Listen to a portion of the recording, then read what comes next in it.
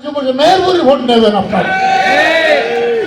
আমি আমার নেতার প্রতি উদাত্ত আহ্বান রাখতে চাই। আপনি গাংনী এবং মেহেরপুরের পিতা, আপনি গাংনী মেহেরপুরের অভিভাবক, বিশেষ করে গাংনীর অভিভাবক। আপনি গাংনীর মানুষের হাল হকিকত দেখার দায়িত্ব আপনার। বন্ধুরা আমার, আমি আরো বলতে চাই, আজকে আপনাকে একটা সিদ্ধান্ত নিতে হবে।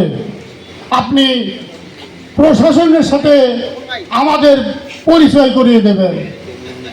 কিভাবে পরিচয় করিয়ে দেবেন? প্রশাসন তো আমাদের সাথে পরিচয় হয়ে আছে, আপনি কিভাবে পরিচয় করিয়ে দেবেন?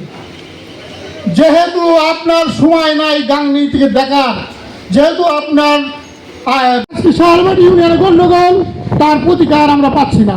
আজকে কবিরবাড়ি ইউনিয়নে গন্ডগোল, তার প্রতিকার আমরা করতে পারছি না। এটার একটি সুরাহ্বান।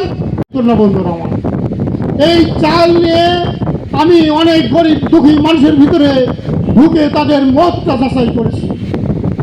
তাদের কথা, আমরা গরিব মানুষ, আওয়ামী লীগ আসলেও আমাদের চাল দিচ্ছে, বিএনপি আসলেও আমাদের চাল দিচ্ছে।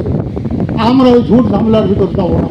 আমাদের দায়িত্ব দিয়েছে জুলুম করার জন্য নয়, আমাদের দায়িত্ব দিয়েছে অন্যায় অত্যাচার করার জন্য নয়, আমাদের দায়িত্ব দিয়েছে গাংনীবাসীর নিরাপত্তা। আজকে থানা যে প্রশাসনের যে কার্যকলাপগুলো, সেই কার্যকলাপ দেখে আমি ব্যক্তিগতভাবে অত্যন্ত বিস্মিত বন্ধ হলাম। আজকে তার নামে সেদিন কিন্তু তদন্তের কেউ ছিল না। তাই বলতে চাই, খুব জরুরি ভিত্তিতে আমার প্রিয় নেতা জাভেদ মাসুদ মিল্টন সাহেব